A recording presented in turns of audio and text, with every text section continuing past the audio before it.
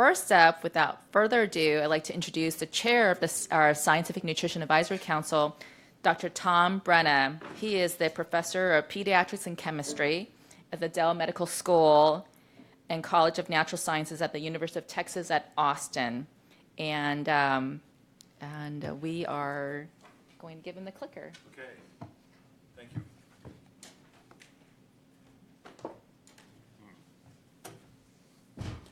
Well, thank you, Linda, and it's wonderful to see everyone here. About a third of the room was here last year, so I credit that to Linda's organization. I guess I noticed last year that we're in the Barbara Jordan conference room, and I thought Barbara Jordan seems to be stalking me because in Austin, Texas, you land at the Barbara Jordan terminal where there's a statue, a big version of the one that's outside, and a whole bunch of other statues. And my address of this Dell Pediatric Research Institute is Barbara Jordan Boulevard. So I just am having yeah, that's terrific. Okay, well. Science is where we want to try to ground ourselves, and scientists like to think themselves as being more objective than perhaps other walks of life, used car salesmen and the like. Not if there's a used car salesman in the room, and so we'll talk about science today, and as we have in the last couple of these symposia. The Seafood Nutrition Partnership reason for being, raison d'etre, as they say in French, are gaps in seafood consumption, and this is a special year. It's a dietary guidelines year, or dietary guidelines. We're now getting it into sort of dietary guidelines 2 or 3 years, but anyway, we've got the Dietary Guidelines Advisory Committee meeting this year and right now, and I'm going to talk a bit about the dietary guidelines process, setting that up for some data that you'll see later, in an effort that the Seafood Nutrition Advisory Council undertook, which took a heck of a lot of time this year in support of some of the work that the Dietary Guidelines Committee is actually doing. Tell you a little bit about the history because it's important to know where we came from.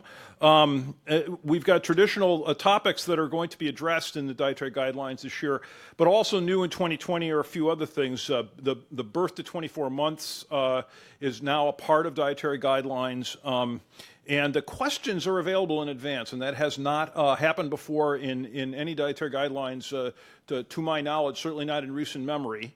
And then also supplements, and I won't talk about that, but supplements are a part of it as it wasn't certainly 5 years ago, and I think in previous years.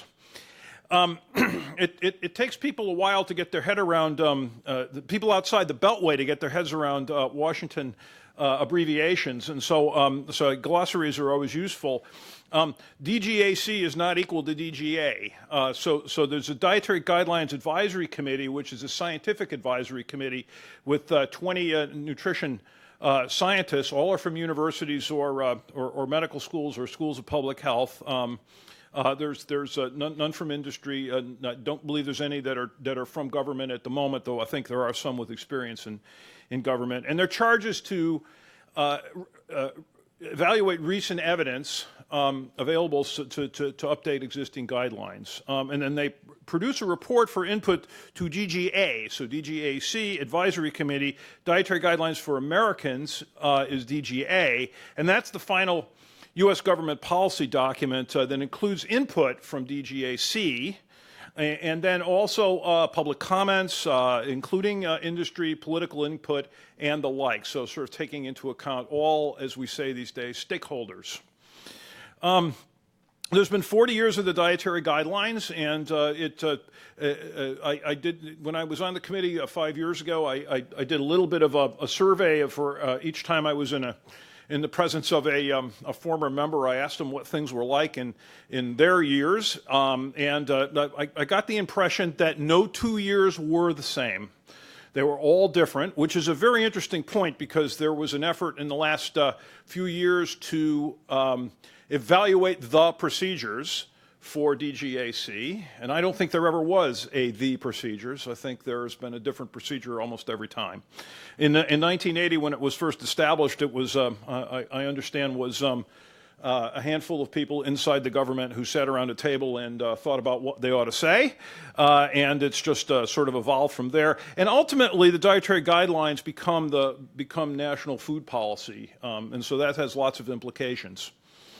The origins were 1977, and in George McGovern's committee that produced a report called Dietary Goals for the United States. And you probably can't read that, but the committee, let's see, do I have a laser here? I do. Does it work? It does. Okay.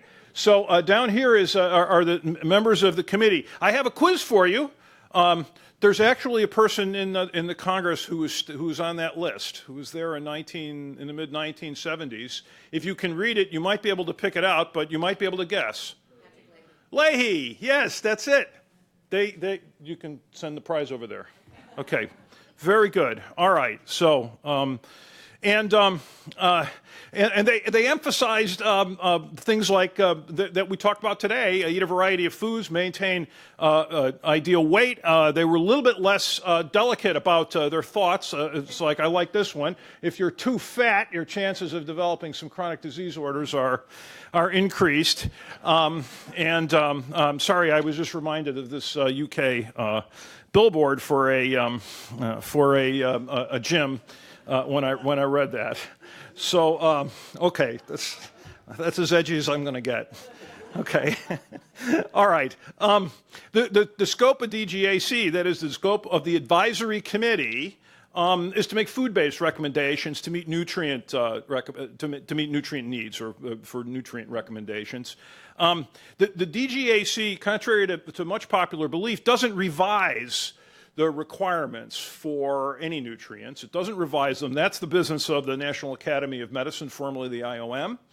And so the DGAC is supposed to take that data and say, how can Americans meet those needs? Some of these bullets come from a few years ago, but in some cases you think about how do you think about supplements? Well, we don't do supplements. Well, if you feed a vitamin to if you put a vitamin in a cereal, is that a supplement? And then you eat the cereal, and that was not considered a supplement. If you feed a supplement to a chicken and eat the chicken, then that's not a supplement either. So that's also fair game. And you can think about these gray areas, which are probably worth thinking about. I think they are, but I won't dwell on that. Importantly, though, a point I really want to make is that these guidelines and these processes are supposed to be 100% transparent. And so basis of all conclusions are published documents and are available. But what does transparent really mean? I think transparent really means that experts, qualified experts, ought to be able to look at the procedures and reproduce what was done, and ought to be able to have input if they know in advance, this is the first year that we actually do know in advance. So keep that transparency in mind. If we can't figure out how they got to where they are, that's not transparent. I think that's a fair statement. This is the timeline that I pulled off of the web just a couple of days ago. And the timeline, it took me a while to figure this out, but it actually is not linear. So this distance is bigger than that distance. But at any rate, we are actually right here. They've had 2 meetings, and here are the actual meetings. 5 meetings, 2 have been done, and there's three more to come. And so the emphasis here, I want to make this point. I've already made it. Is that new for 2020? Is that there was a public comment on what questions would be addressed prior to the time that the actual committee was named. And the topics were then identified, questions were identified and posted, and they're supposed to address those topics. So that opens an interesting possibility. It means that if you've got the questions in hand before the committee even starts their work, you can start thinking about how you would answer that question. There's 3 kind of major sorts of approaches that the committee uses for evaluating questions.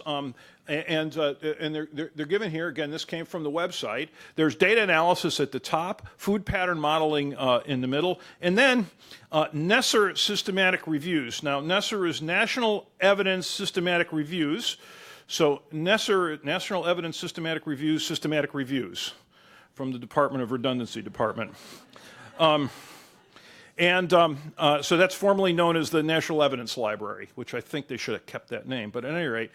So an example of data analysis would have come from last time, that's in force now, the 2015 to 2020 Dietary Guidelines, which establishes the amount of, let's say on the top panel, meat, poultry, and eggs that are consumed by Americans, and then at the bottom panel here, the amount of seafood, and you can see there's at least proposed overconsumption. These bars, the blue bars, are the recommended amounts. Overconsumption of meat, poultry, and eggs. Underconsumption of seafood, as you've already heard. That would be data that emerges from the N. Haynes effort, and a subset of that called What We Eat in America, and now you know what that acronym means, or abbreviation, or whatever it is. So, so that's an example of data analysis, and that's a separate way of looking at questions from those others. That would be the one on the top. The systematic reviews are a little bit different. I mean, they're a lot different. The systematic reviews are really a little bit more like what we think of as a meta-analysis, finding all the evidence. And there's a remarkable scope for this that's at least posted on the website. So it says, and I'll read a little of this, the NESR team will be using its rigorous protocol-driven methodology to support the 2020 Advisory Committee to conduct systematic reviews. And then the bullets here are really fairly all-encompassing. It sounds like the whole story to me. Searching for and selecting articles, extracting data and assessing risks of bias from each included article, synthesizing the evidence, developing a conclusion statement, grading the evidence underlying the conclusion statement, and recommending future research, which sounds like everything to me. So I hope the committee has something to do. But at any rate, they really are trying. Seriously, though, they're trying to put everything into context. And there's quite a large staff. My understanding, and I didn't know exactly, but there was about 85 staff members behind the scenes doing this stuff 5 years ago. I can't imagine how many they got now. The NESR also has this on their website, which emphasizes the idea that the systematic review being a research project, research in the literature search sense, and in the literature reading and understanding sense, to synthesize all relevant studies, and that's on that. The emphasis is on the website. So I think that is a very specific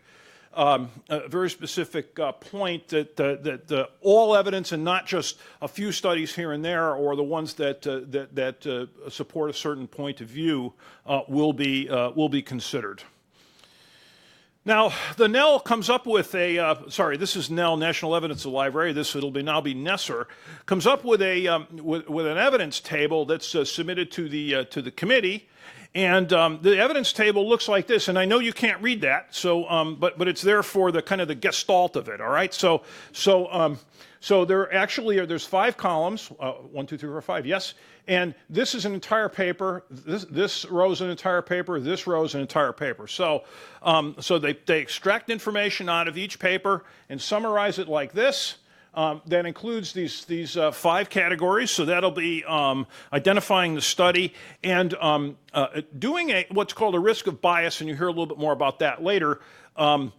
Sample sizes and such. 5 years ago, the dietary patterns approach was emphasized, and so there was a statement about what sort of dietary pattern approach was used, and then results and summary of findings, and that is submitted, and that is what. That's the primary information on which the committee members will be provided in order to make a judgment about a particular question. This will be submitted for a particular question. And I should have said when I started, the question for this particular evidence table is at the top. What is the relationship between dietary patterns and risk of dementia / cognitive decline / Alzheimer's disease? So this would be the evidence that would be evaluated, that would emerge from the review, and then the advisory committee would make some judgment.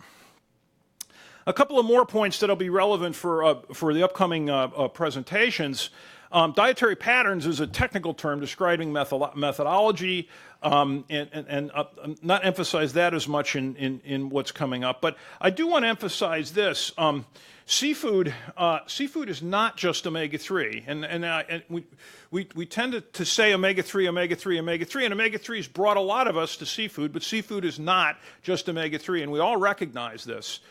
It's a food, and its effects on health are a net result of the mixture of components in seafood and the substitution of seafood for foods that would otherwise be consumed. There's no way out of that. I mean, and it does differ from pharmacology and toxicology in that respect. These are not a small, or even micronutrient supplements, I would even say. You are changing the diet in a macroscopic way when you change a main dish.